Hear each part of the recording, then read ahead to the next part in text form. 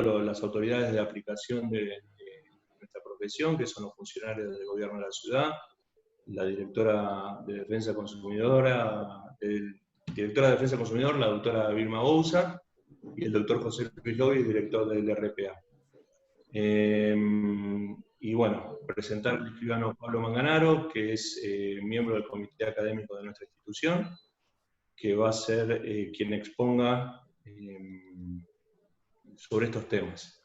La modalidad, antes de darle la palabra al doctor Del Nido, en principio es la misma de todas las charlas que venimos teniendo. Como verán, están muteados por una cuestión de orden, para que no hablemos todos al mismo tiempo. El que quiera escribir alguna consulta o que vaya teniendo alguna duda, lo puede hacer dirigiéndose a Fernando Vitale, que es nuestro secretario en la asociación, y él va a ir contestando algunas preguntas y otras las vamos a ir leyendo al final en voz alta. ¿Sí? Así que bueno, dicho esto, le doy la palabra a Martín y vuelvo a agradecerles a todos. Martín. Muy buenas tardes a todos y muchísimas gracias por conectarse. Es un honor para mí realmente continuar presentando miembros del Comité Académico de ACAP, como dijo nuestro vicepresidente. Estamos en compañía del escribano Pablo Manganaro, abogado, por supuesto, por la Universidad de El Salvador, profesor de Ciencias Jurídicas. Esto porque quiero contarles con quién estamos, ¿correcto? Miembro de la Comisión Informática del Colegio de Escribanos, miembro de la Unión Internacional del Notariado Latino, miembro de la Comisión Académica de ACAP, obviamente, es un orgullo mutuo, y profesor titular de práctica notarial del Colegio de Escribanos de Cava. Necesito pasar un aviso parroquial, si ustedes me permiten. En el día de hoy vamos a tratar firma digital y electrónica, diferencias y efectos, firma digital en representantes, administradores de consorcios, firma digital o electrónica en recibos de expensas u otras comunicaciones, alcances y validez. Punto 2. Reuniones digitales, asambleas, validez y alcances. Intervención notarial, ¿sí o no? Esto es un tema que va a generar polémica.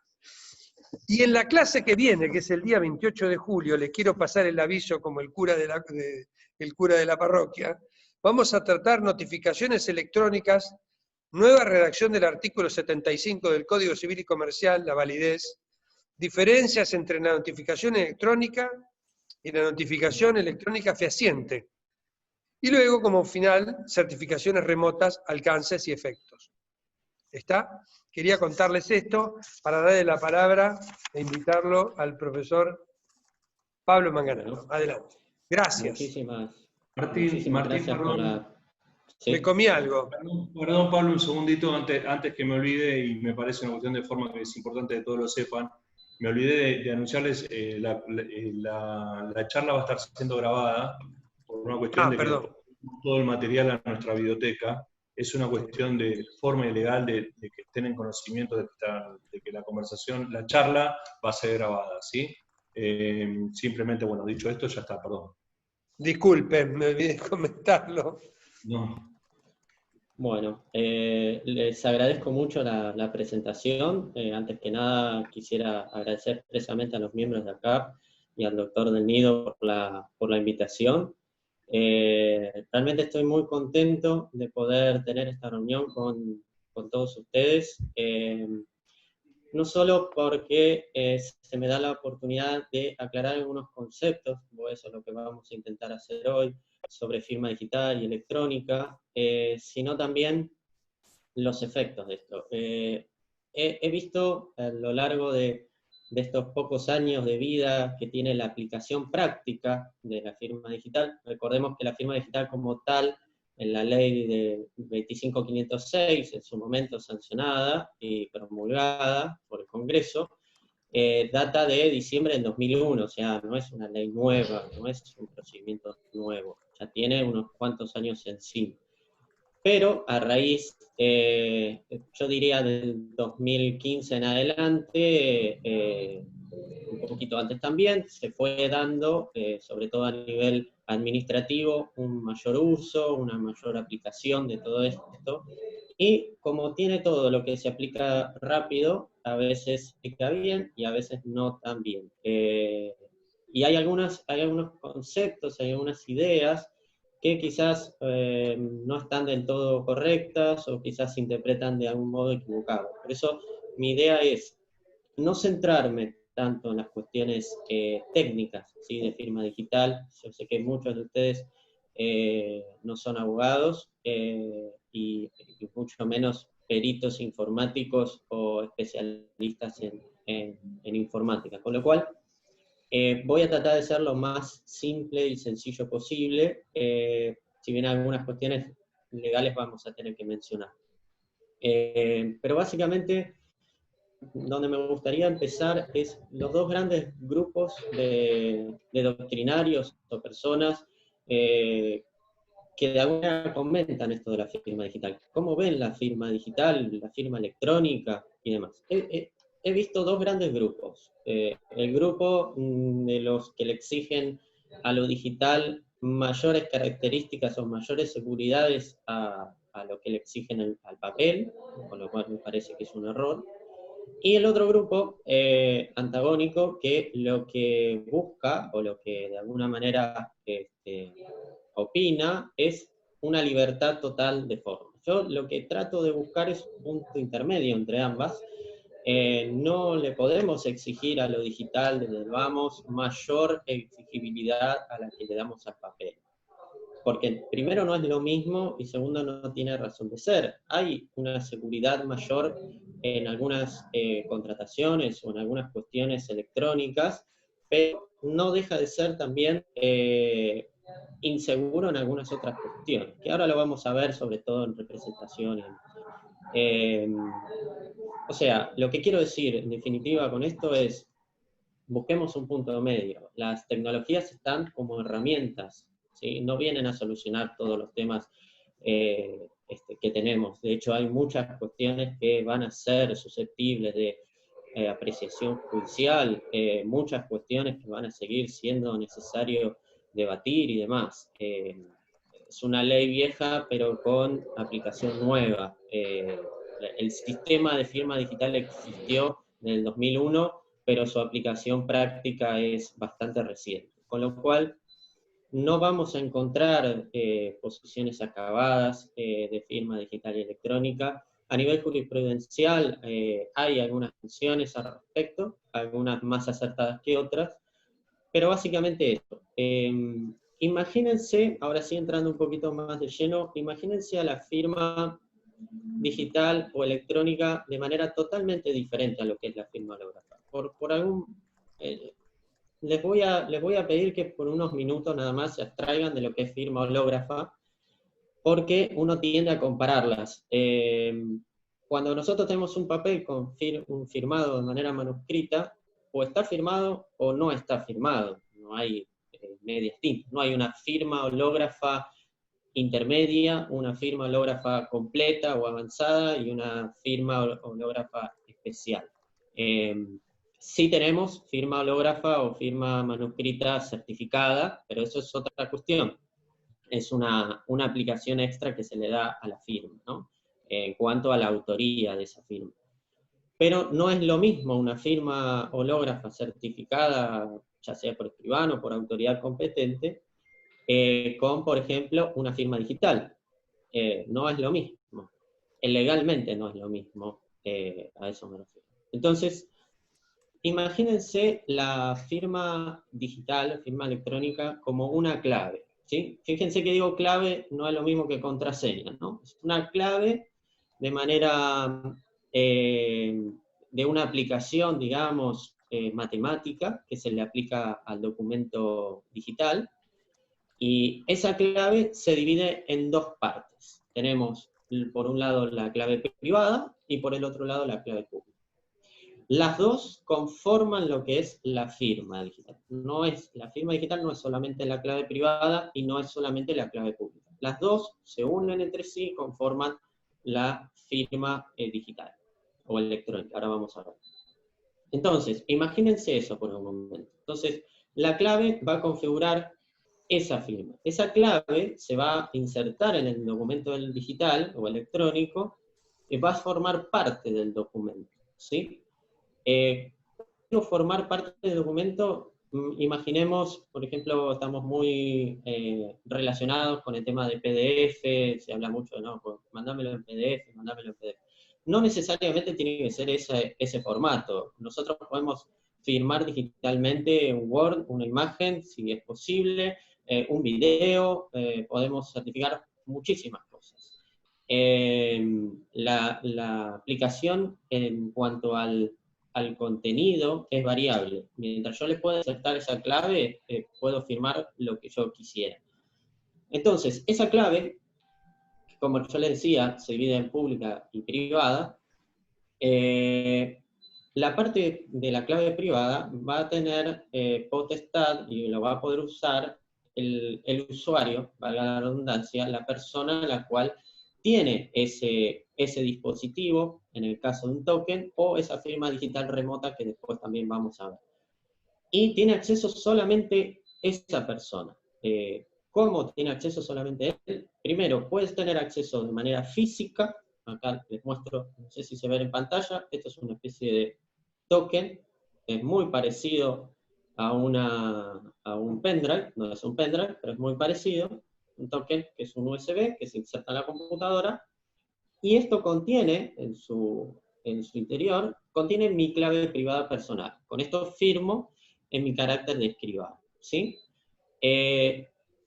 La firma, la clave privada está en este dispositivo. ¿Cómo accedo yo a esta firma? Con mi contraseña. Mi contraseña que es única, que solamente yo la puedo tener y es indelegable. Hago esta aclaración, también van a ver por qué. Yo sé que muchas cosas les digo, lo van a ver más adelante, pero no los quiero marear con el contenido. Entonces, esta es la clave privada. También pueden encontrar la clave privada mediante el logueo de una página de internet. La firma digital de tipo remota contiene, es una aplicación, generalmente en la web, donde yo también accedo con mi contraseña ahí y hago una validación extra. Además de mi contraseña, me va a pedir que valide con un código generado aleatoriamente desde mi celular, por ejemplo. Entonces, todo eso va a conformar la clave privada. Todo eso va a habilitar a que el documento sea firmado digitalmente. ¿Para qué sirve la clave pública? La clave pública es la otra pata de la mesa, que a mí lo que me va a servir es para validar justamente esta clave privada. La clave pública me va a permitir saber si esa persona firmó o no firmó ese documento. Va de alguna manera a descubrir, bueno, ¿esta clave privada de quién es? ¿Qué firmó? ¿Alteró o no? ¿Hubo algún certificado de tipo revocado o hay algo que tenga que ver con la firma? Eso es lo que me va a indicar la clave pública. Las dos conforman la firma digital. Si no tengo clave pública, no tengo firma digital y por ende tampoco, si tengo clave privada, tampoco voy a tener firma digital. Entonces, resumiendo, firma digital o electrónica se refiere a una clave que yo le inserto a la computadora, al documento electrónico, firma, clave pública y clave privada. La clave pública me va a permitir desencriptar y ver el contenido de esa firma. Una vez que yo realizo y puedo validar, digamos, con la clave pública, yo estoy viendo un documento firmado de manera digital. Y puedo ver dos cosas. La primera es a quién pertenece ese certificado que firmó. ¿Sí? En este caso, bueno, verifico y veo que lo firmó Pablo Manganaro. Y también puedo verificar en el carácter en el que firmó, en algunos casos, y también que el documento si fue o no alterado o adulterado. Eso también es muy importante porque hace a la integridad de ese documento firmado. Así como les dije que la clave privada es única, indelegable, vuelvo a mostrar el aparatito, la clave pública lo puede descargar cualquier persona. Es decir, si yo les doy los certificados públicos, cualquier persona puede tener acceso porque necesita esa clave pública para poder verificar que la firma efectivamente sea mía. Esa es la ventaja de la firma digital. Por un lado, le asegura la seguridad de que no cualquiera pueda firmar un documento haciéndose pasar por mí, y por el otro lado, le asigna una publicidad que le permite al receptor del documento verificar si esa firma es o no de esa persona. Esto sería a grandes rasgos lo que es firma digital. Ahora bien, ¿cuál sería la diferencia entre firma digital y firma electrónica? Mucho se ha hablado sobre este tema. Doctrinariamente hay una diferencia. Doctrinariamente se dice que firma electrónica es el género y firma digital es la especie. O sea, la firma digital es un tipo de firma electrónica. Cuando hablamos de firma digital, la ley nos da 3 requisitos indispensables que tienen que estar siempre. Lo primero y principal, nos va a decir la ley, bueno, al momento de firmar, ese certificado, que ahora vamos a ver quién lo da, ese certificado, tuvo que hacerse durante la vigencia de ese certificado. Es decir, como yo les decía, la clave privada tiene un certificado de tipo privado y un certificado de tipo público en el caso de la clave pública. En la clave privada, el certificado me lo va a dar el organismo habilitado para tal efecto. En mi caso puntual es la ONTI, la Oficina Nacional de Tecnología de Información. Ese certificado tiene un plazo de vigencia y al momento de firmarlo tiene que estar vigente, ¿sí? Después puede decaer la vigencia más adelante, pero lo importante es que yo al momento de firmar tenía el certificado vigente. Entonces, ese es el primer requisito, que el certificado que me dio el organismo esté vigente al momento de firmar. Lo segundo es que se pueda verificar. Yo tengo que, al momento de transmitir este documento, tiene que ser posible de verificación. La persona que lo recibe tiene que poder, de alguna manera, verificar que soy yo el que firmó y que ese documento no fue adulterado. Esa es otra característica que tiene que tener. Y lo tercero es que el certificado debe ser emitido por una autoridad, digamos, certificante. ¿Qué significa autoridad certificante? La autoridad certificante es un organismo, ¿sí?, público o privado, que va a estar habilitado por el Estado para otorgar certificados de firma digital. Recordemos, hago mucho hincapié con el tema de los conceptos para después abocarme a la cuestión práctica. Así que si después tienen dudas, no duden en preguntarme la cantidad de veces que sea necesario. Lo importante es que ustedes me comprendan bien, por lo menos los conceptos en línea general. El Estado distribuye, ¿sí?, autorizaciones, vamos a llamarlo así, de certificaciones. Las autoridades se llaman autoridades certificantes, las que otorgan esta clase de certificado de firma digital. Si yo quiero tener firma digital, debería ir a una de estas autoridades. Por ejemplo, el Estado distribuye autorizaciones mediante, hoy en día, la Subsecretaría de Innovación Administrativa, ¿sí? Es el ente licenciante, es el único que está capacitado de autorizar a los demás organismos a que pidan su certificado. Debajo del ente licenciante tenemos, por ejemplo, como autoridades certificantes a la AFIP, a la ONTI, que yo les acabo de mencionar, a la ANSES, como organismos públicos. También tenemos algunas instituciones privadas, por ejemplo, la CAO o DigiLogic, que son las más conocidas en el día de hoy. Están avaladas por el ente licenciante. Es decir, cualquier certificado emanado de esas autoridades va a conformar el requisito necesario para que sea considerado firma digital. Hay otras autoridades o hay otros organismos privados que no tienen todavía el aval del ente licenciante, es decir, no han cumplido todavía todas las etapas y procesos que se requieren para garantizar la seguridad de esos certificados. Entonces ahí faltaría uno de los requisitos de la firma digital, que el certificado sea emanado de una autoridad certificante con autorización del Estado. En ese caso, cuando falta cualquiera de los requisitos para que sea considerada firma digital, tenemos una firma electrónica. Es decir, que técnicamente puede ser lo mismo, ¿sí? Un especialista en informática me va a decir, esto es exactamente lo mismo, digital, electrónico, yo tengo clave privada, tengo una clave pública, pero la autoridad de la cual emana no está autorizada o no está avalada todavía por el Estado. Con lo cual, técnicamente es exactamente igual, el procedimiento de verificación es igual, todo es igual, pero al no estar avalado, transforma, por decirlo de alguna manera, esa firma digital en electrónica, automáticamente. Es una firma electrónica.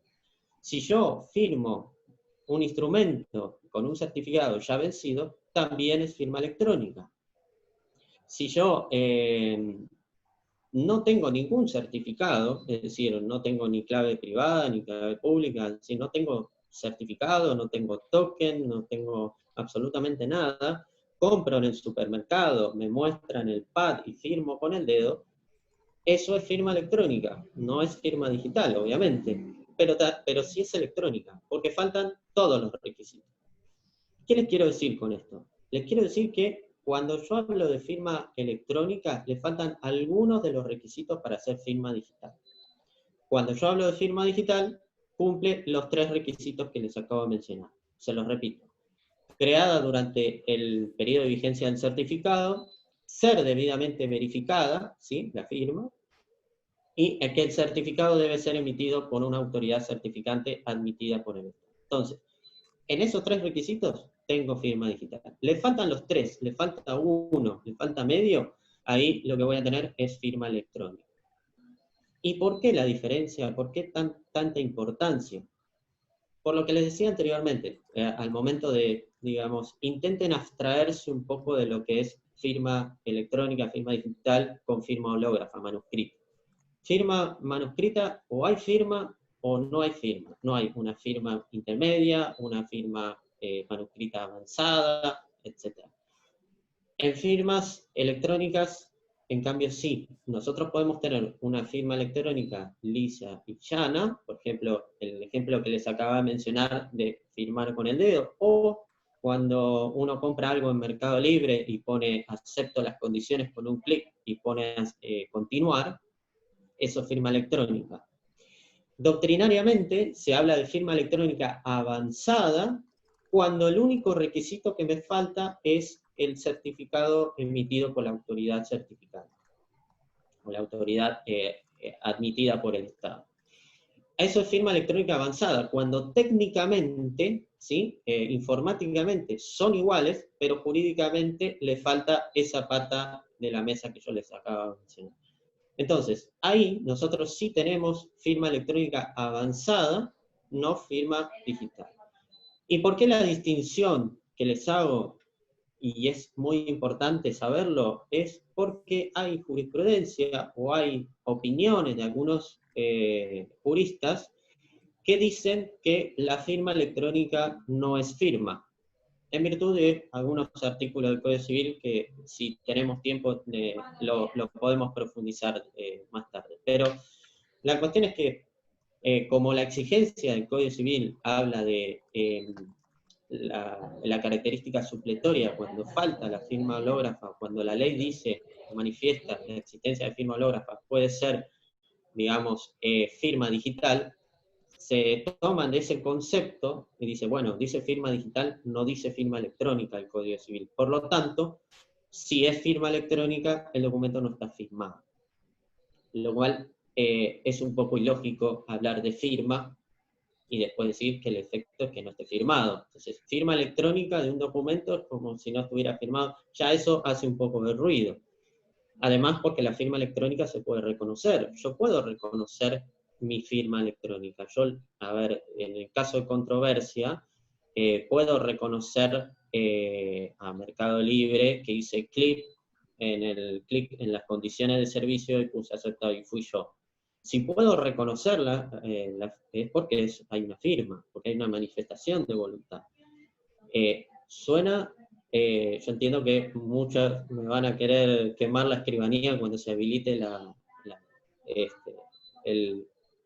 toda la cuarentena, pero mi opinión es que es firma. Hay que ser un poco más benévolo a la hora de interpretar la ley, porque la aplicación tampoco fue muy benévola. Nosotros vamos a ver que hay instrumentos, documentos firmados electrónicamente por autoridades competentes, porque le faltan esa autorización del Estado, y sin embargo nadie las contradice, y nadie se atrevería tampoco a contradecirlas las firmas. Entonces, por eso es muy importante el alcance y saber bien lo que es firma electrónica, lisa y llana, firma electrónica avanzada y firma digital. Dicho esto, quisiera comentarles también, cuando yo hablo de firma electrónica y firma digital, la gran diferencia que establece la ley es la presunción. Cuando yo tengo una firma digital, se presume que yo soy el titular de esa firma, ¿sí? Es decir, si yo firmé con todas las de la ley, con los 3 requisitos que acabo de mencionar, la persona lo pudo verificar y demás, la ley presume que es mi firma. Por lo tanto, en caso de controversia, voy a ser yo, el titular de esa firma, decir que no firmé yo, que firmó otra persona. Es decir, hay una inversión de la carga de la prueba. Cuando es firma digital, la ley presume que el que firmó es el titular de ese certificado. Cuando es una firma electrónica, la persona que tiene que invocar la validez y tiene que demostrar la autoría es el que alega ese documento. Y la distinción no es menor. En el caso, por ejemplo, supongamos, de algún título ejecutivo firmado de manera electrónica, no es lo mismo tener que presentarlo en un expediente donde yo deba mostrar la autoría, que sea el ejecutado el que tenga que demostrar que no lo firmó. Como verán, este es un tema por demás controvertido. Hay un fallo que opinaba en este caso que no era firma, lo cual no estoy de acuerdo, pero bueno, eso lo dejo entonces para más tarde. Lo importante es que entiendan el concepto de la diferencia. Los efectos jurídicos son diferentes. En cuanto a la presunción, también se presume la integridad del documento. Una vez que el documento está firmado digitalmente o electrónicamente, ¿sí? Se puede validar y demás, se presume, ¿sí? Perdón, cuando está electrónicamente no, cuando está digitalmente, se presume que el documento no fue alterado, no fue adulterado. Y esta presunción es importante también cuando uno firma algún contrato, un formulario y demás. Cualquier modificación que yo haga después de la firma digital, el sistema informático, entre comillas, rompe esa firma. Y cuando yo vea el documento me va a decir, está firmado digitalmente, pero ojo, a vos receptor te aviso, este documento fue modificado después de la firma. Y esto es ineludiblemente muy importante. No se pueden enmendar cosas antes de la firma sin yo darme cuenta. Para eso, si hay alguna modificación del documento y demás, puede haberla y tendría que volver a firmar, ¿sí? Es un bloque lo que estoy viendo. El documento electrónico es un bloque. Yo les mencioné recién acerca de la verificación, ¿sí? Yo les dije que el documento debe ser susceptible de verificación, es decir, yo tengo que abrir el PDF o abrir el documento que sea y tengo que poder verificar que esa firma corresponde a esa persona. No confundan verificación con validación, no es lo mismo. Validación es muy usado cuando yo tengo un documento electrónico y se dice, usted podrá validarlo de esta dirección de internet. Voy a la dirección de internet y lo único que hace es descargarme el mismo documento. Entonces, bueno, si es el mismo documento, no hay problema, está validado. Eso no es verificación, es cotejar que el documento sea el mismo, el que yo tengo a la vista, ¿sí? Electrónicamente, con el que figura en algún servidor ajeno a mi computadora. Entonces, esa es una validación del documento. La verificación consiste en entrar al documento y poder ver quién lo firmó, cómo lo firmó, qué día, qué horario, etcétera, etcétera. Recuerden que al momento de verificar, yo, receptor del documento, voy a tener que tener el certificado público. Es decir, tengo que poder tener y descargar de internet del organismo al cual corresponde ese certificado, esa clave pública. En el caso de AFIP, de ANSES, de los organismos públicos, se pueden cargar directamente de internet, también la CAU, DigiLogic y demás. Y ustedes me van a preguntar, si yo tengo 50 documentos firmados por distintas personas y cada una de ellas tiene, tiene una firma digital, aprobado, uno por AFIP, el otro por ANSES, el otro por la ONTI, ¿tengo que tener un certificado público por cada uno? La respuesta es que sí. Yo tengo que tener los certificados públicos de las firmas que voy a validar, sí o sí, porque si no, falta la otra pata de la mesa que yo les comentaba. La clave privada está inserta, pero me falta la clave pública. Y una cuestión a tener especial atención a ustedes que van a utilizar seguramente firmas digitales o firmas electrónicas avanzadas, ¿sí? No cedan o no pasen la contraseña de la firma digital, por lo que les acabo de mencionar. Los efectos jurídicos son lapidarios.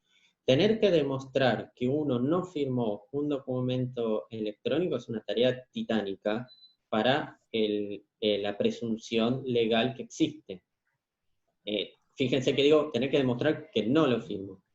Con lo cual, esto a veces, y me permito ir al margen un segundo, esto a veces se los comento también a los colegas, sobre todo en práctica notarial, que hay muchos futuros colegas que quieren entrar a la profesión.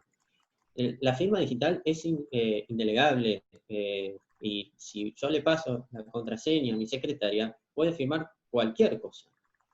Y cuando digo cualquier cosa, es cualquier cosa. De la misma manera que yo no le daría una firma, un papel en blanco firmado de manera hológrafa a cualquier persona, la firma digital todavía es más grave, porque no solamente le estoy dando el papel en blanco firmado, sino le estoy dando indefinidos papeles en blanco firmados para que firmen lo que quisiera. Y la ley establece esta presunción. Con lo cual, mi recomendación es desde ya, primero poner una clave que sea difícil. Segundo, si tienen una firma digital de tipo remota, donde no tienen este dispositivo que les acabo de mencionar, sino directamente validarlo con ese celular, el celular que utilicen, no se lo presten a cualquiera tampoco, tengan presente eso, y las claves, por el amor de Dios, que sean medianamente complejas de descifrar, ¿no? Desde ya. Pero bueno, eso es una cuestión de seguridad informática más que legal. Pero ténganlo por favor en cuenta porque es importantísimo.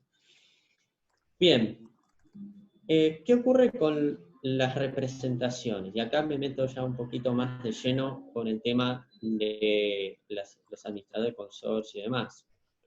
Porque todo bien, hasta ahora vengo diciendo de la presunción legal de la firma digital sobre aquellos que tienen una firma avalada por el Estado, vamos a decirlo así. Entonces, hasta ahora lo que se valida es la identidad de la persona. En mi caso, vuelvo a mi ejemplo, yo cuando firmo digitalmente con el aparato, con el token, vamos a llamarlo como corresponde, cuando yo firmo con el token, firma Pablo Manganaro, punto. No en mi cargo de escribano, no en mi cargo de representante quizás de alguna sociedad, mucho menos de administrador de consorcio. Entonces, firma la persona física. No se acredita el cargo, no firma en carácter de administrador de consorcio, en carácter de tal cosa. Entonces, ¿existe algún mecanismo legal y técnico, informático, que permita de alguna manera acreditar la representación?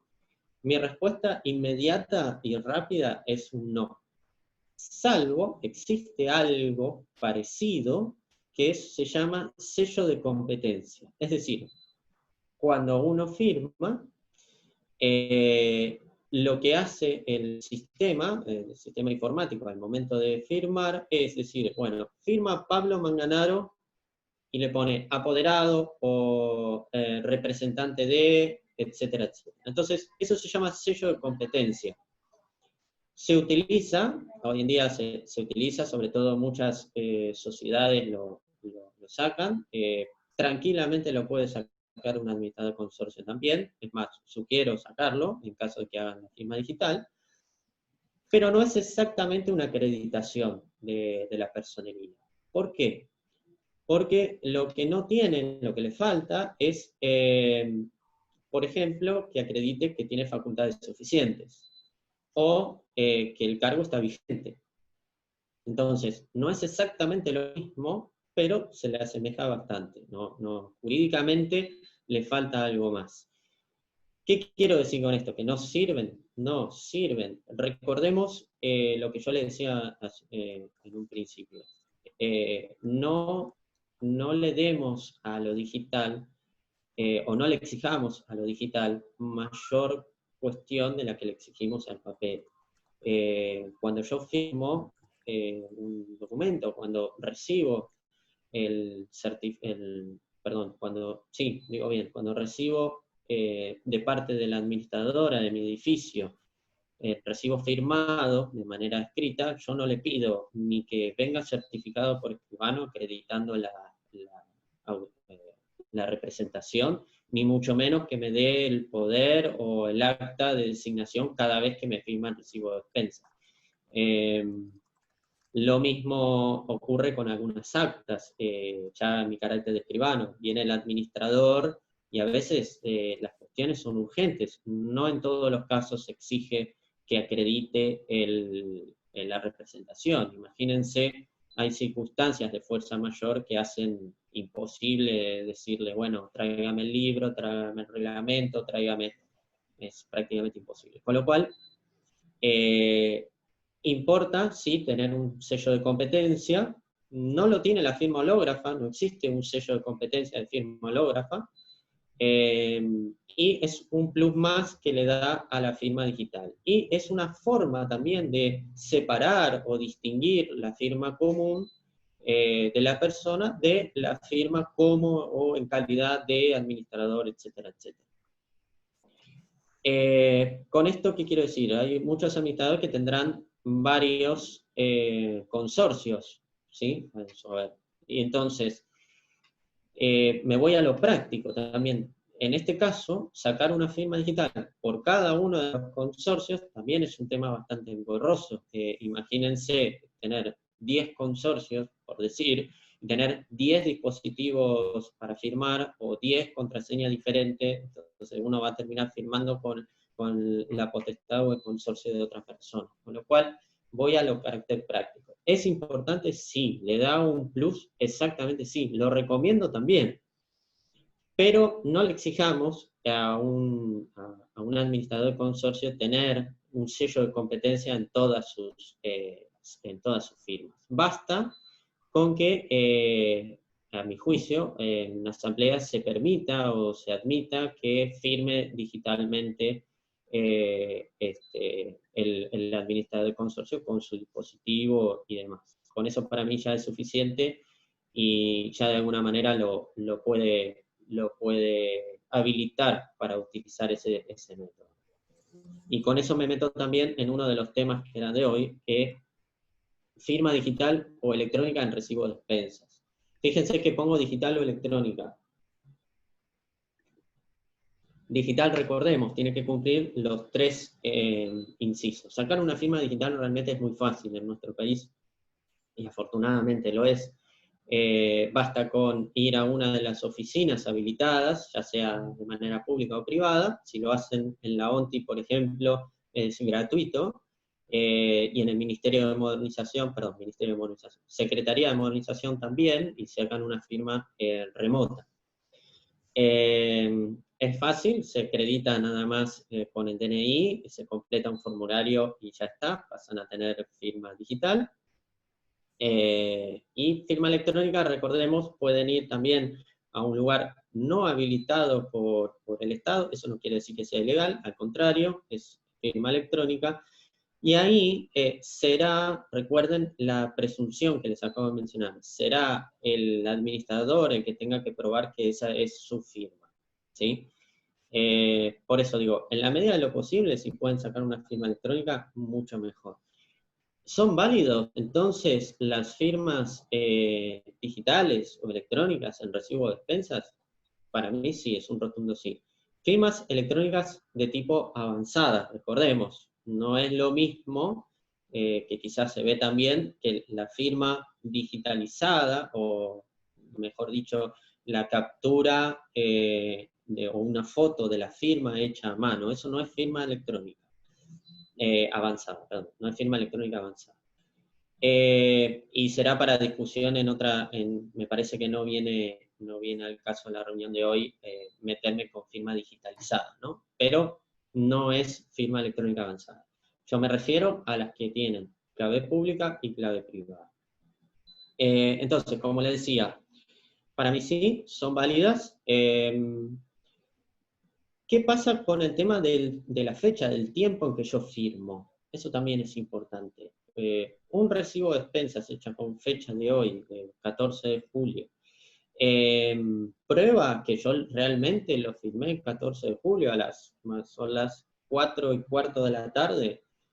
Bueno, ese es un gran depende, grande. Prueba la autoría de que yo lo firmé. No prueba exactamente la fecha. Para eso existe otro sello, como le decía, el sello de competencia, el sello digital de competencia. Existe lo que se llama un sello de tiempo. ¿Por qué? Porque cuando yo firmo, lo que hace el sistema es ver qué fecha tengo yo vamos a llamarlo así, en el sistema operativo, en el Windows. Si yo modifico la fecha en el sistema operativo, ¿sí? En el relojito de abajo, el botón inicio, va a cambiar la fecha del certificado. Entonces no es una fecha, digamos, cierta con todos los alcances que tiene la ley. O sea, es mi firma, pero no está aseverado en el momento en que yo lo firmé. Para eso existe lo que se llama un sello de tiempo. Empresas como Lookout lo ofrecen, sello de tiempo, que en lo que consiste básicamente, y es muy simple, es que en vez de ponerle la fecha del sistema de la persona que está firmando, le pone la fecha de sus servidores. Entonces es mucho más difícil yo tener que cambiar la fecha de absolutamente todos los servidores de la CAU que hacerlo en mi máquina. Entonces eso es un sello de tiempo.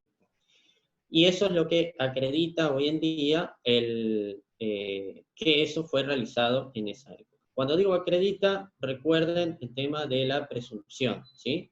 Siempre todo es presumible, solo por el contrario. Nada equivale a una certificación o a un instrumento público o nada por el estilo. Eso se los quiero dejar bien en claro. Cuando hablo del sello de tiempo en los recibos de expensas, ¿es obligatorio, escribano, que esté? No, vuelvo a lo mismo. De la misma manera que yo no le exijo al administrador hoy en día que me dé un recibo firmado, certificado por escribano, donde tenga fecha cierta, de la misma manera no le voy a exigir que tenga sello de competencia.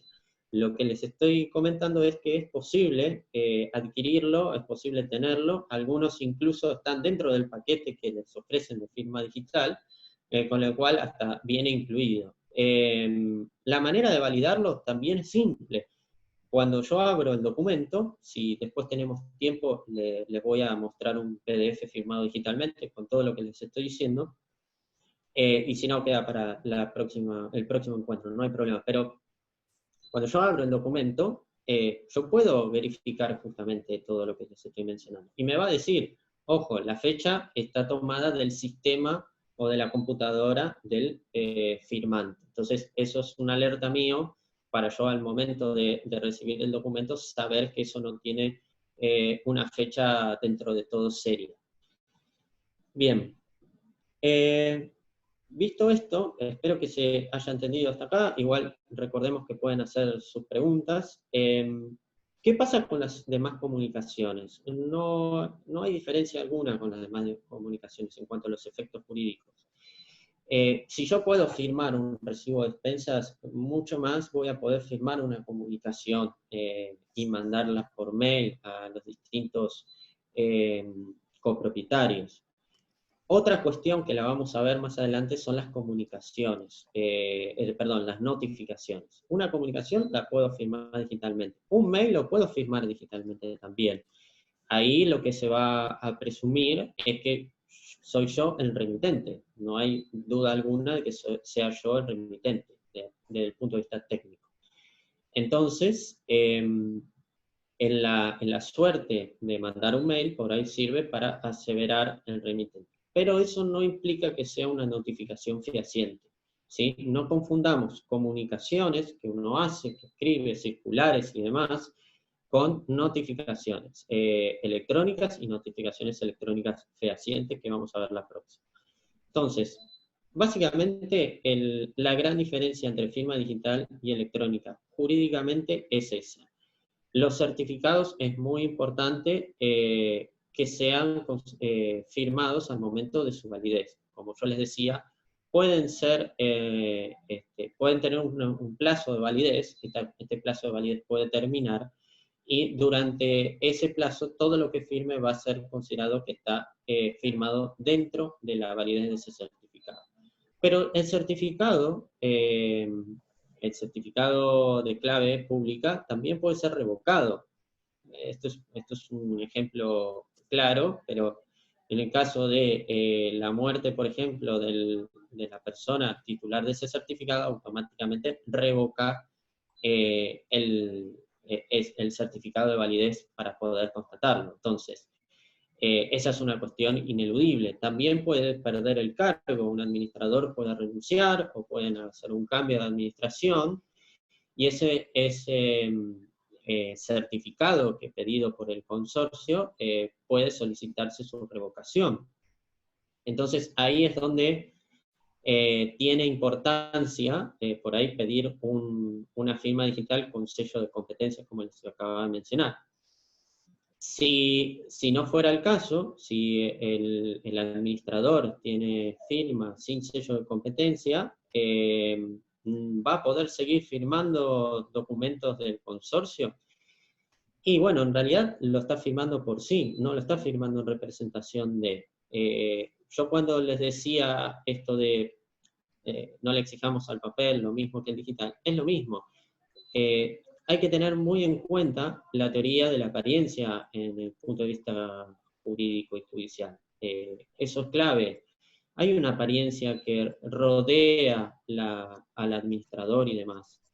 Al momento de llamarlo por teléfono, de pedirle alguna cuestión, o al momento de, incluso como escribano, si viene un administrador para que constate algo en un acta y realice un acta del edificio, porque supongamos, estoy inventando, pero para que constate el estado de los balcones, hay una teoría de la apariencia. Si este hombre me atiende, me dice que se llama fulano de tal, me abre la puerta, habla con el encargado lo saludo, hay una apariencia detrás.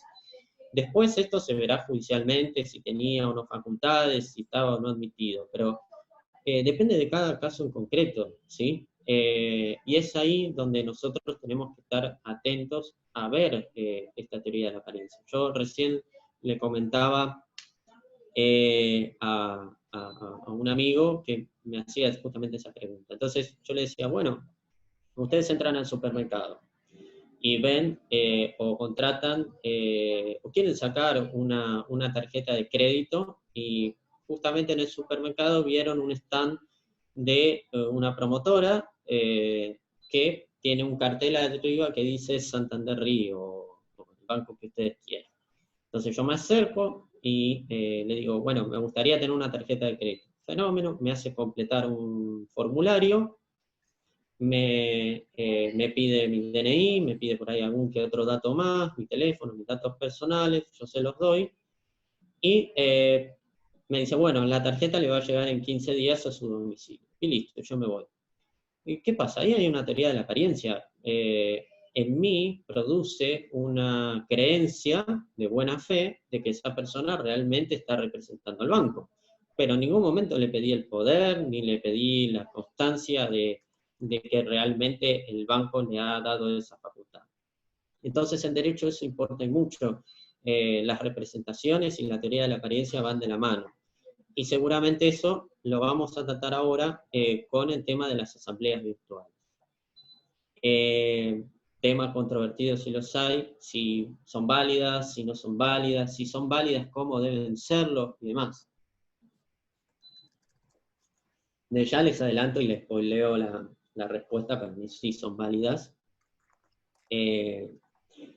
Son válidas por la misma circunstancia que les vengo diciendo desde ahora. Primero, el Código Civil así lo habilita, ¿sí? Habilita para todas las personas jurídicas poder realizar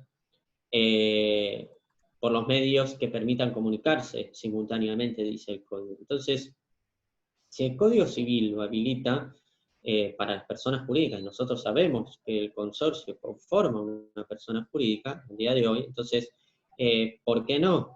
Esa es la pregunta. Si la ley no lo prohíbe, ¿por qué debería faltar ese criterio? Y además, porque hay una cuestión indelegable, que es la necesidad. Hoy en día, sobre todo, no podemos soslayar el estado de necesidad. Hoy en día los consorcios se tienen que reunir por alguna cuestión urgente. Ya pasaron 4 meses y hay cuestiones que hay que debatir y hay cuestiones que hay que resolver. Entonces, no sé si se ve, no, me apareció un cartel. Bueno, les comentaba, en cuanto a las reuniones, las reuniones sí son válidas, sí tranquilamente puede realizarse una asamblea con esas características. ¿Qué tendría que tener en cuenta el consorcio al momento de hacerlo? Primero, en la lectura del artículo del Código Civil, que es el 158, tenemos que tener presentes los lineamientos básicos. Es decir, un medio que permita comunicarse simultáneamente entre todos los copropietarios asistentes a la asamblea. Ahí de por sí, un medio como puede ser donde yo pueda verlos simultáneamente a todos, donde todos puedan tener la palabra y demás. Y hasta se sorprenderían que me imagino que mucha más gente asistiría a estas asambleas de lo que lo hacen actualmente. Porque la idea de bajar a veces es caótica y a veces cuesta demasiado bajar a la reunión. Pero yo creo que en un medio como este es perfectamente posible. Después está el tema de la grabación, ¿sí o no? Bueno, el Código Civil establece que deberían guardarse constancias de esta asamblea. Dice constancias, no dice grabar video exactamente. Por lo tanto, ¿habría que grabarlo? Sí, habría que grabarlo, pero también sepan que a veces pasa, la informática hace que no funcione bien cuando uno lo necesita, sobre todo las impresoras, pero también sucede con otras características. Hay veces que pasa que, bueno, o se grabó mal, o se grabó por la mitad, o me quedé sin espacio en el disco rígido. ¿Eso torna a una asamblea nula? A mi juicio no, a mi juicio es un método más de prueba. Es necesario grabarlas, es necesario manifestar que se está grabando para conocimiento de todos, por un tema de derecho a la intimidad y demás, como exigencia legal, pero no necesariamente se puede vincular la grabación como un carácter esencial que si no está es nula la asamblea. ¿Por qué? Porque existe lo que se llama una transcripción de asamblea. De la misma manera que no es obligatorio grabar la asamblea de manera presencial.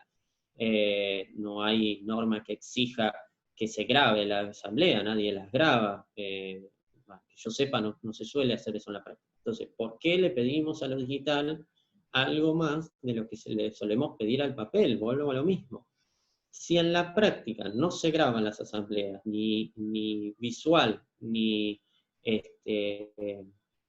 de manera auditiva exclusivamente, acá sí dice que se tienen que guardar las constancias, pero eventualmente ante un error o lo que fuera de programación, Si no las tengo, o si las perdí, no veo por qué tendría que caer la validez de la asamblea. Cuando yo tengo otras constancias, por ejemplo, la transcripción. La ley habla de la suscripción del acta por medio del presidente y otro administrador. Sepan ustedes que cuando dice otro administrador, se está refiriendo a las personas jurídicas de carácter societario, ¿no? Pero nosotros podemos entender y leer, cuando dice suscripta por el presidente, podemos entender por el presidente del consorcio, ¿sí? Y cuando dice otro administrador, por el administrador justamente del consorcio. No se refiere a otro administrador ajeno. Creo que esto es igual, el ejemplo es claro, pero por las dudas lo indico.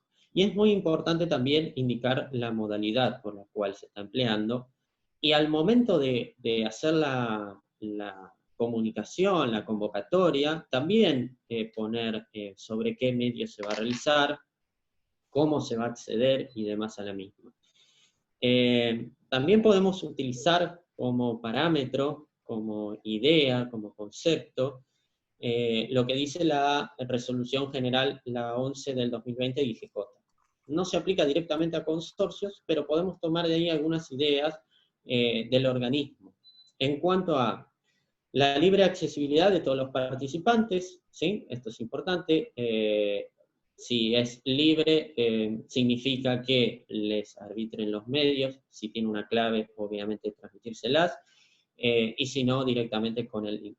La posibilidad de participar con audio y video, esto no quiere decir que no se pueda tener un control de la asamblea y hacer, mutear, como se dice, en general a todos, mientras alguien tiene la palabra y demás. Lo importante, y ahí sí es esencial, si alguien es el administrador me refiero al que lleva a cabo la reunión, el iniciador de la reunión virtual.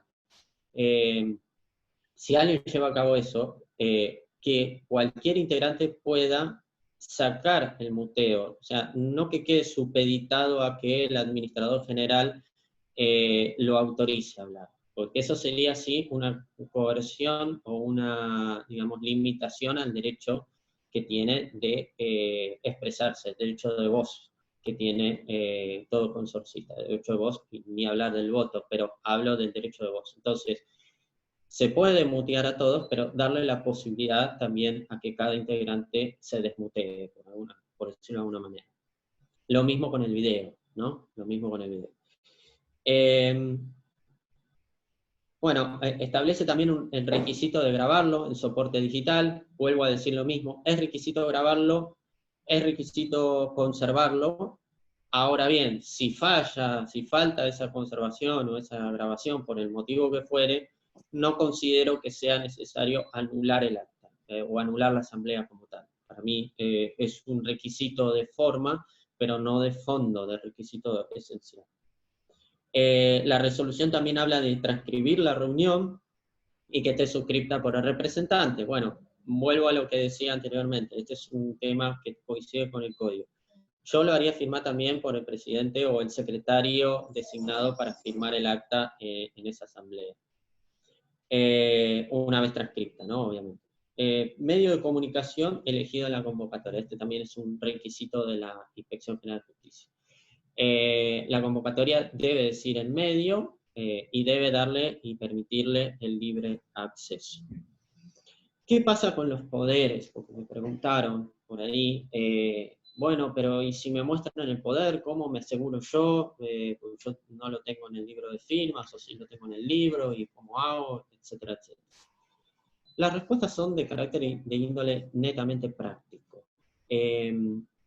Si yo tengo la posibilidad de ir estoy hablando yo como administrador, tengo la posibilidad de asistir al edificio, bien puedo tomarlo en las firmas, departamento por departamento, como se hace cotidianamente en una asamblea normal, digamos, que se le toman firmas en el margen del libro.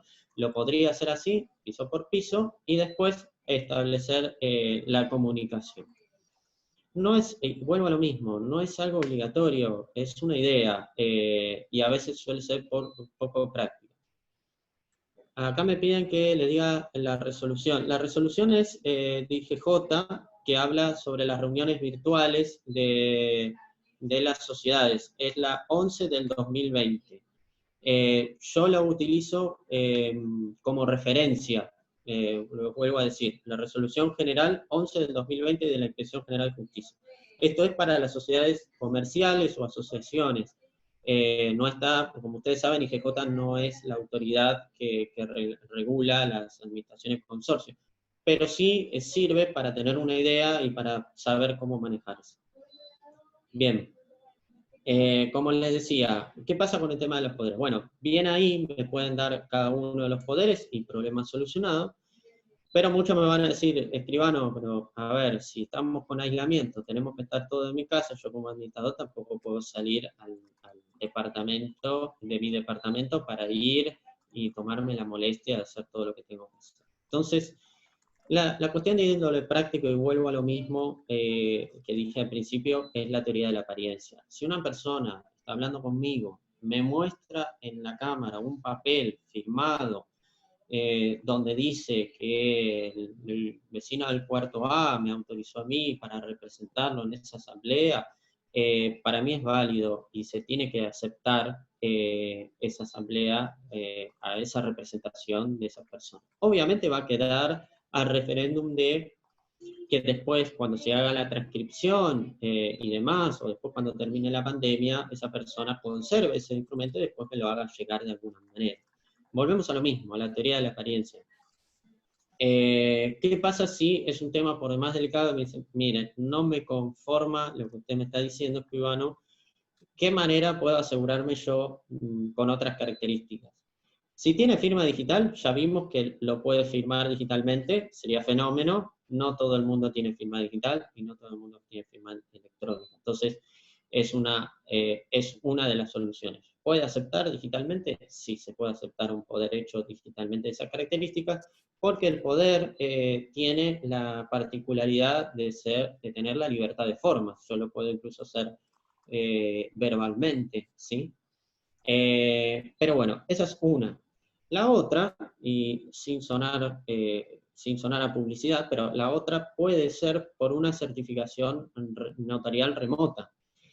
Estas certificaciones, que están vigentes solo en el ámbito, por el momento, solo en el ámbito de la Ciudad de Buenos Aires, es un mecanismo que estableció el Colegio de Escribanos para poder hacer certificaciones de manera virtual, como la vamos a hacer. La certificación no es virtual, sino la comunicación.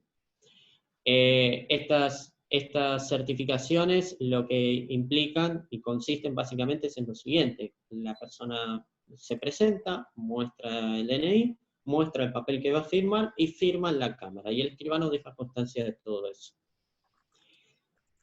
Al dejar constancia de todo eso, la persona después saca fotos de lo que es su DNI y del documento que firmó, del poder, vamos a mencionarlo así, del poder que firmó, y el escribano lo que hace es, una vez que recibe toda esa documentación, digitalmente le puede incluir el certificado y lo firma de manera digital. Entonces, ustedes ahí tienen un certificado 100% digital de que esa persona firmó en cámara en ese momento. Entonces, es una manera también de ustedes asegurarse y quedarse tranquilos de que ese hecho por lo menos está aprobado.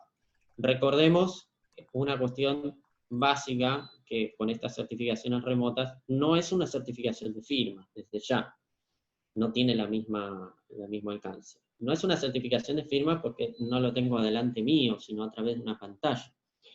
Pero la firma, según el Código Civil, se puede probar por cualquier medio, con lo cual este es un medio, considero, suficiente, que viene a salvar la situación de pandemia y la situación de encierro que tenemos todos, para justamente estas cuestiones que pueden ser controvertidas. Entonces, esa es otra posibilidad para el tema de los poderes, ¿sí? que pueden emplear, que pueden utilizar.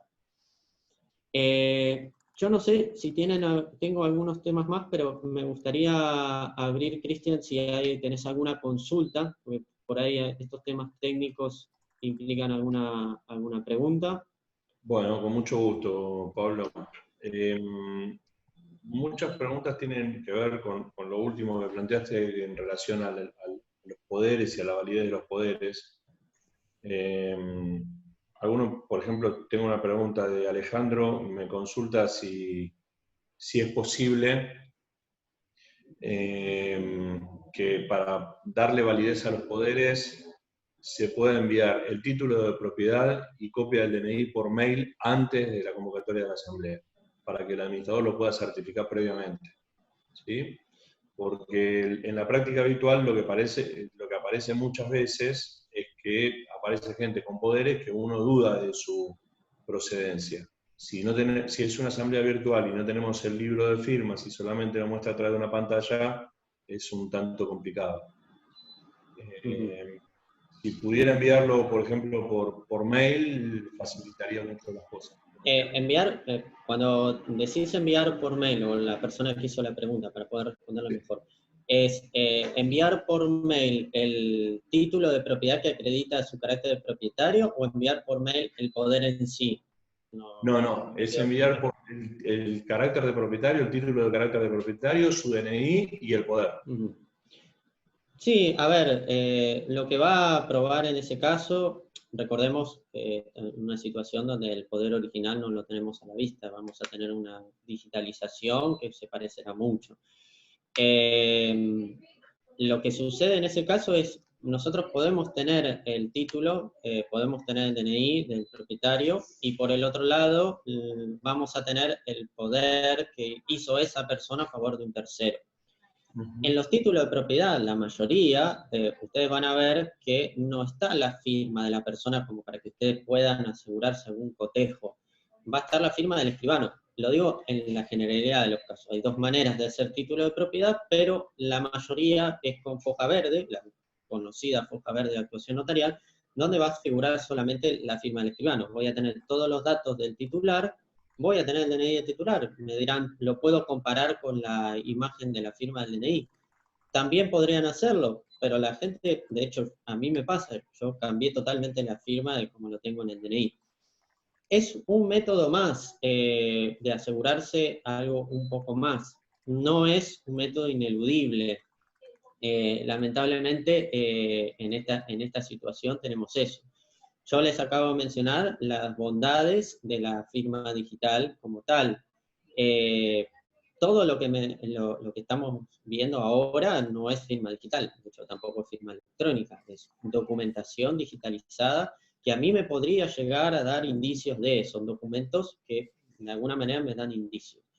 Pero de por sí el documento, el título de propiedad y el DNI solo no me van a acreditar a mí que efectivamente esa persona firmó ese documento. No sé si más o menos respondí la pregunta. Sí, está claro. Bueno, después tiene que ver con las firmas que hablabas antes. Por ejemplo, ¿qué valor tiene una firma escaneada e insertada, por ejemplo, en las liquidaciones de expensas? Que no le queda claro si una firma escaneada tiene carácter de firma electrónica. Bien, es una excelente pregunta. Quería evitarla, pero la voy a decir con todo gusto. La firma escaneada no es firma digital, tampoco es firma electrónica, es firma digitalizada. No hay un mecanismo, digamos, matemático o algo por el estilo que sea firma. La pregunta principal, y que creo que más que un escribano lo tiene que responder un perito, es si es periciable. Yo no sé si es periciable una firma digitalizada. ¿Por qué? Porque nosotros sabemos que los peritos no ven solamente, no cotejan solamente la firma, sino también estudian la presión, la velocidad del trazo y demás. Yo no sé si todo eso se puede hacer con una firma digitalizada.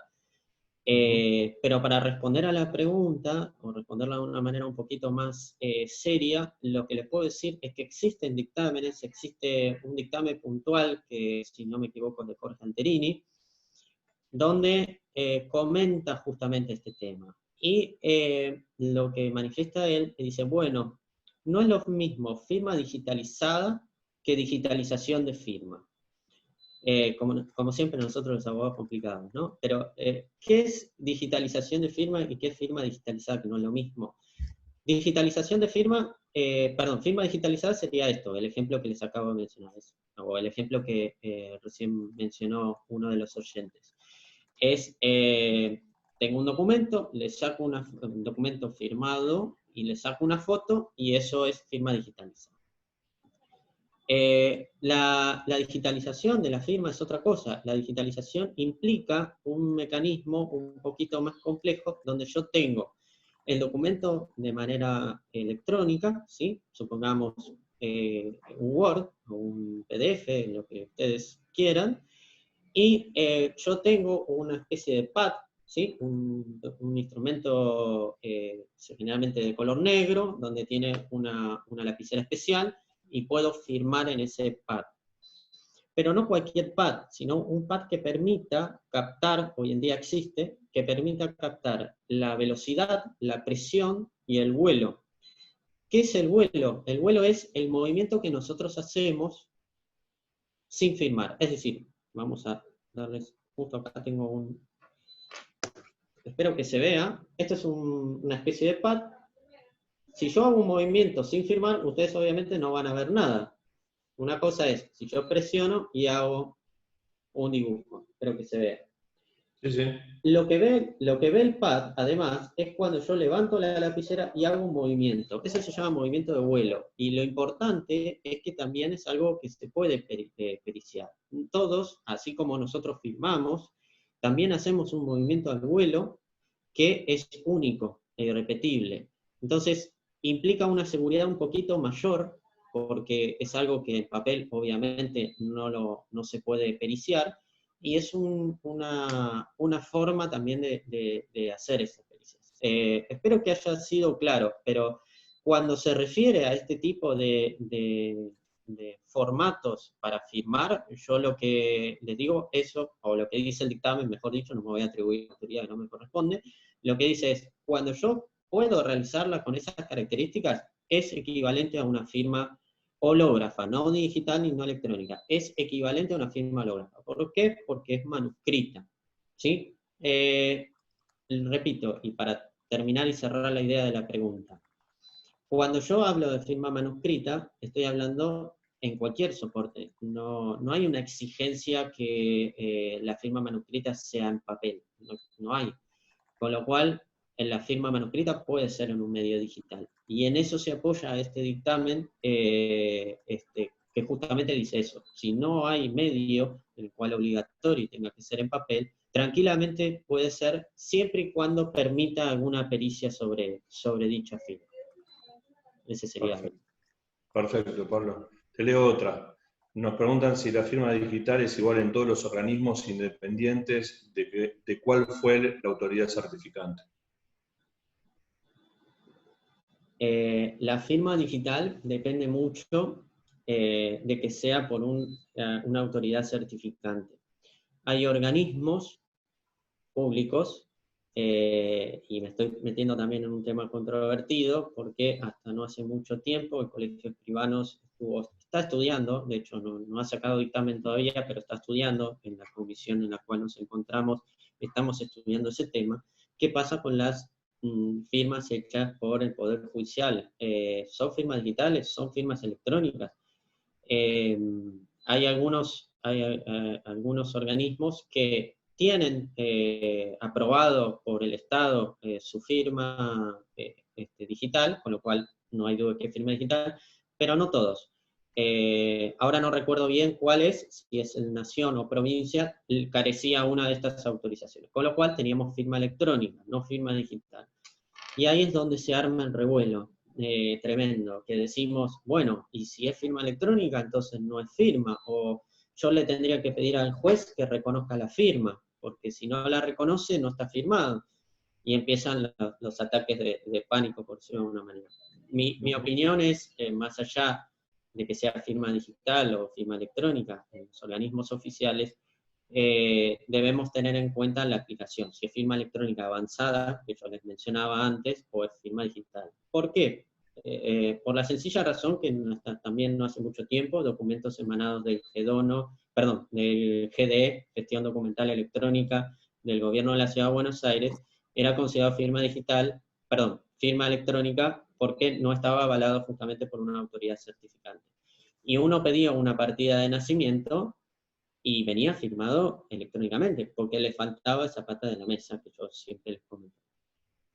Cuestión, nadie se atreve a decir que ahí falta una firma y ese documento no está firmado. Encima es un instrumento público, con lo cual se han iniciado sucesiones hechos con partida de función de esas características, y yo incluso acredito en mis escrituras para cancelaciones de usufructo, por ejemplo, con partidas firmadas electrónicamente por el gobierno de la ciudad.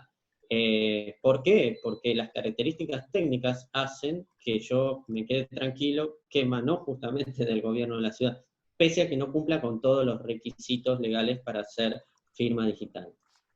Esa sería más o menos la idea. Bueno. En otra nos pregunta si son válidas las decisiones tomadas en el marco de una asamblea virtual. Bueno, esto escuchándote sí, para mí sí. A favor de las asambleas virtuales, y me imagino que cumpliendo con los mismos requisitos de la ley, queda claro que tu postura es a favor, Pablo. Totalmente, sí. Recuerden tener presente los requisitos del artículo 158 que les acabo de mencionar, y lo que les comentaba de la resolución general, que no se aplica a los consorcios, pero está bueno tenerlo al lado como para una mecánica y de buena práctica para utilizarlo en este tipo de asambleas. Bueno, acá hay cuestiones ya de forma de lo que es la virtualidad y el traspaso a la virtualidad. Alguien nos comenta que al intentar hacer una asamblea virtual nos encontramos con la problemática de que aproximadamente el 50% de las personas no cuentan con los elementos electrónicos como para poder conectarse o participar. ¿Y qué se puede hacer con eso? Bueno, ahí tenemos el tema de los administradores de la propuesta de decisión también, ¿no? O sea, que juega un poco un rol fundamental. Sí, las características técnicas es algo, miren, no sabría cómo responderles esa pregunta, cómo solucionarlo. Si la persona no se puede conectar, o porque tiene un problema técnico, o porque no sabe, hay mucha gente por ahí mayor que no tiene idea cómo hacerlo, realmente es una dificultad grande. En ese caso, sí sugiero el tema de los poderes, de arbitrar que le dé el poder a un vecino. Los poderes también pueden contener, esto si bien no tienen nada que ver con lo digital propiamente dicho, pero sí es importante, los poderes también pueden contener instrucciones. ¿A qué me refiero con eso? Porque el miedo puede ser, pero yo le doy poder a un vecino y si me vota en favor, me vota en contra. Bueno, pero el poder puede especificarlo y decir, en el caso del orden del día, que lo deben tener, en el punto A, que vote por la afirmativa, en el punto B, que vote por la negativa, en el punto C, si se refiere a tal asunto, que vote por la afirmativa o la negativa, o como quiera. Y eso es importante, no sé si se suele dar en la práctica, y uno le puede dar instrucciones al apoderado. El apoderado, por más que piense en contrario y tiene el poder, y el poder lo limita en ciertas características, lo tiene que cumplir. Una especie de poder con instrucciones. ¿Cómo? Una especie de poder con instrucciones sería. Exactamente, el poder no le da amplias facultades, le da amplias facultades en la medida que yo quiera. Esto en todo el ámbito del negocio jurídico, digamos. Si yo hago un poder de venta, porque, no sé, también por la pandemia me ha pasado, una persona me pregunta, mire, escribano, voy a hacer en la provincia, no sé, de Mendoza, van a hacer una compraventa, yo no puedo ir por cuestiones obvias, quiero mandar el poder al escribano y demás para que un familiar mío firme por mí, fenómeno, no hay problema, pero mire que yo, es un familiar, si bien lo quiero mucho, pero es medio de volado, porque por ahí acepta hacer una baja del precio, digo, no hay problema, ponemos en el poder que venda por un monto no menor a tal cifra. Entonces eso es una especie de instrucción y es una limitación que se le da al apoderado. Tranquilamente se puede hacer. Perfecto. Te hago 3 o 4 preguntas más, Pablo, que tienen que ver con las asambleas virtuales, básicamente. La primera creo que quedó zanjado cuando ya lo aclaraste, pero bueno, igual lo reforzamos. Si se necesita un escribano para una asamblea virtual, Sí. vos dijiste que no en todos los casos es necesario. Volvemos a decir lo que decía en el principio.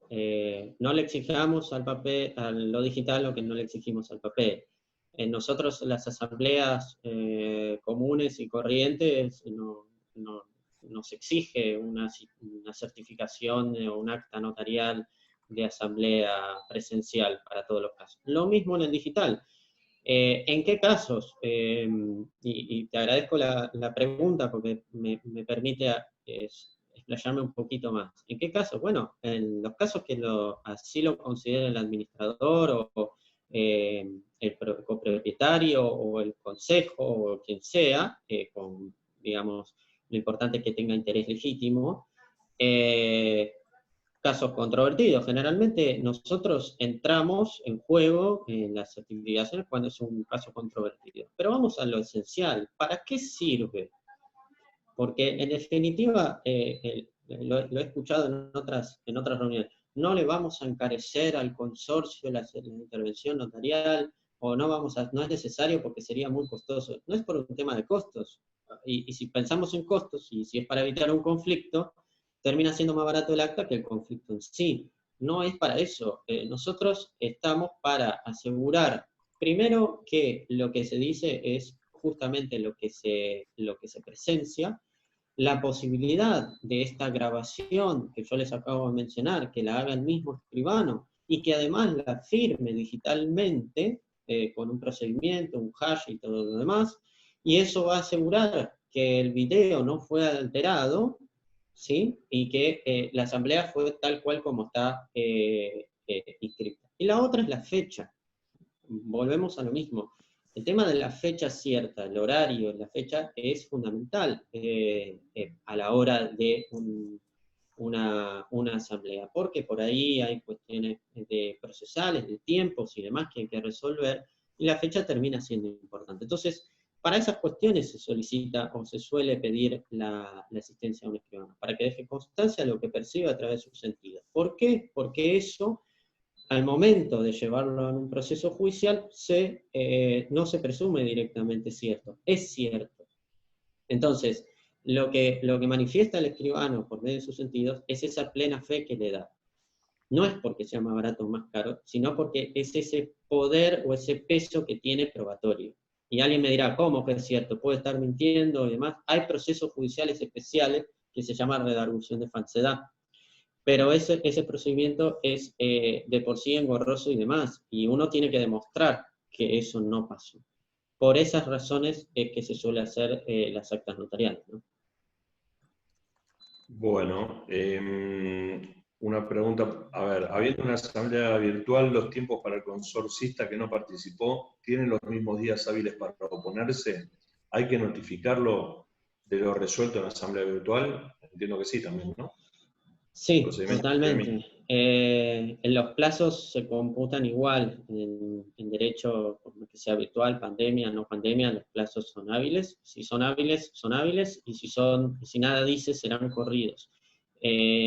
Los plazos, eso no se modifica ni por situación de pandemia ni por virtualidad de la asamblea.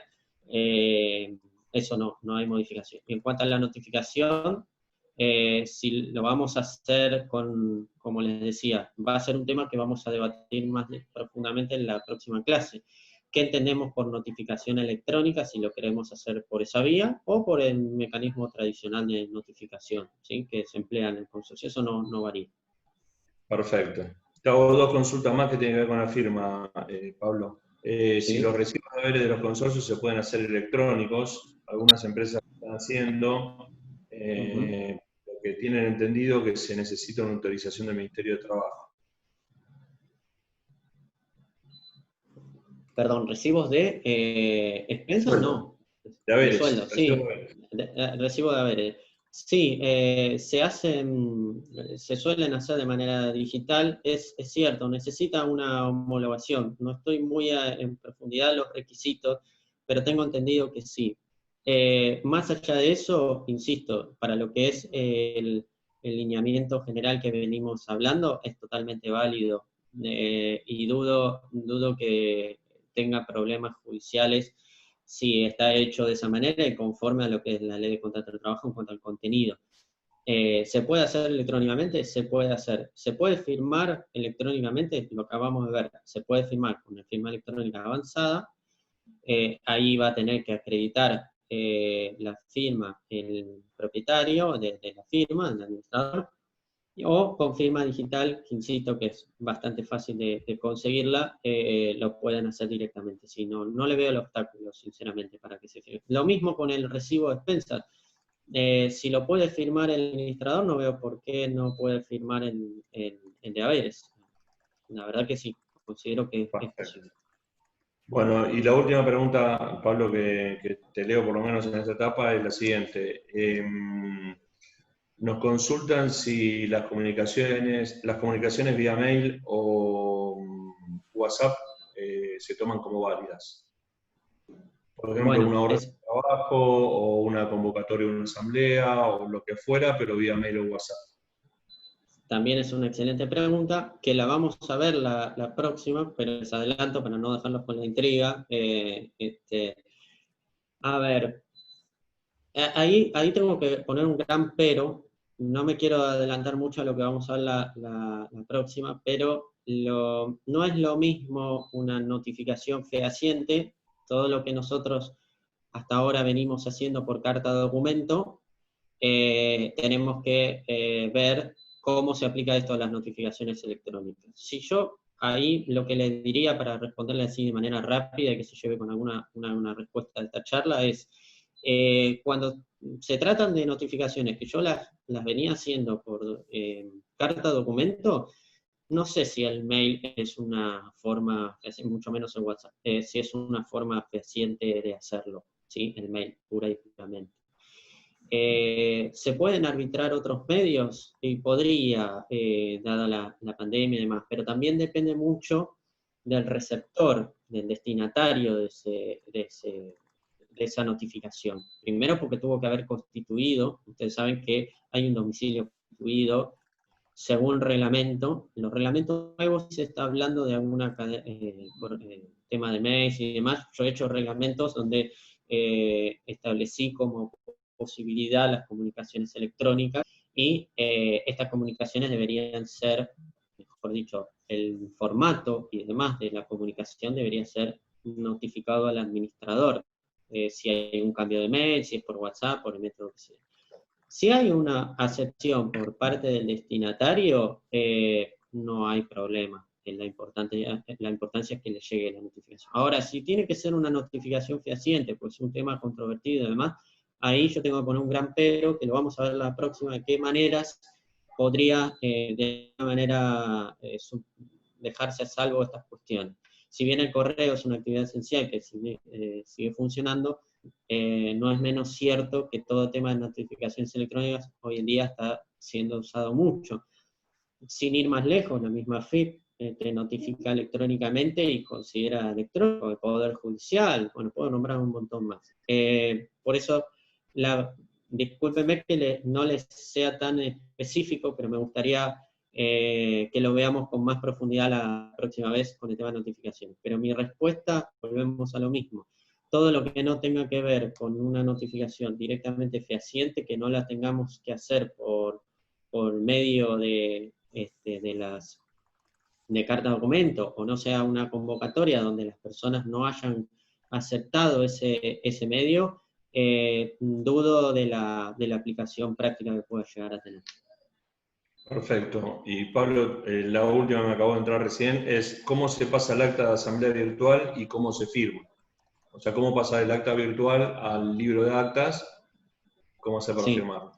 De la misma manera que se hace de manera presencial. Como no se graban las presenciales, uno transcribe lo que sucede.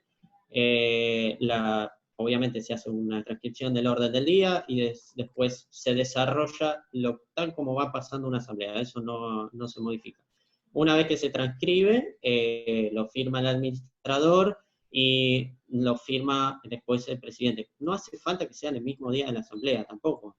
Puede ser inclusive después de celebrada, digamos, la asamblea, incluso después de la pandemia, no es un requisito la unidad en el tiempo, por eso hablan de la grabación de código, ¿no? Es por ese sentido, no es porque le den menos importancia, sino para que tener un cotejo el día de mañana y tener alguna responsabilidad en el futuro, pero la idea de grabarlo es esa. Eso no quiere decir que se tenga que transcribir en ese momento, eso es lo importante, no se tiene que hacer en ese momento. Se puede transcribir más adelante y se puede hacer firmar más adelante. Lo importante es que la asamblea se lleve, obviamente, algo, voy a decir una verdad que ya todos ustedes saben, pero obviamente seguir en el libro de acta, seguir el cronograma que le corresponde, según el orden cronológico. Esto es igual en todos los casos. No hay modificaciones en cuanto a las transcripciones. De hecho, se hace en la práctica. Se tiene la reunión un día, yo no lo veo al administrador escribiendo ese mismo día. Hay algunos que sí, pero hay algunos que, bueno, lo escriben por ahí más prolijo, porque tienen una letra por ahí en el momento, les sale de prolijo, entonces lo hacen más tranquilo después. Otra cosa totalmente diferente es el acta notarial, donde el acta notarial sí exige una unidad de tiempo en la transcripción y demás. Pero en este caso no lo veo esencial. Perfecto, bueno. Bueno, estas son las consultas que las demás se van repitiendo mucho, así que Bueno. por ahora las preguntas estamos Bueno, bien. más que nada, un comentario breve antes de cederte la palabra y para que hagas el cierre, es primero agradecerles a todos la asistencia. Espero que haber sido lo más claro posible. Yo intenté, digamos, eliminar las cuestiones técnicas, tanto de la firma, de no poner a hablar de hash y demás, aunque seguramente para la clase que viene algo vaya a tener que comentar, desmitificar algunas cuestiones de firma digital y electrónica que a veces le tienen bastante temor, y ponerme a disposición para ustedes, para lo que necesiten, para cualquier pregunta que tengan en el futuro, que se les ocurra más adelante. Y bueno, de nuevo, muchas gracias a ustedes por asistir y muchas gracias a los organizadores de este evento. Así que los saludo y nos vemos la próxima, si Dios quiere. Bueno, Pablo, al contrario, los agradecidos somos nosotros. Martín, creo que el día 28 a la misma hora está pactada un segundo 28. módulo ¿sí? El 28 de julio va a estar. El 28 a la misma hora, exactamente. Perfecto, que les va a llegar a todos la invitación para seguir avanzando con estos temas de la virtualidad de nuestro trabajo a futuro. Les sugiero dos cosas, en principio, a todos les va a llegar la invitación para participar. Todas las dudas que tengan, si quieren ir escribiéndolas en el mientras tanto, bienvenidas sean, así le podemos dar mayor orden. Tanto por el correo de Relaciones Institucionales como el de Secretaría, el que les quede más cómodo, pueden ir consultando como para tener más orden y poder leer todas las preguntas. Y bueno, nada, desde la Comisión Directiva de acá, muchísimas gracias, Pablo. Bueno, gracias a ustedes. Hasta luego. Gracias por todo. Y buenas tardes a todos.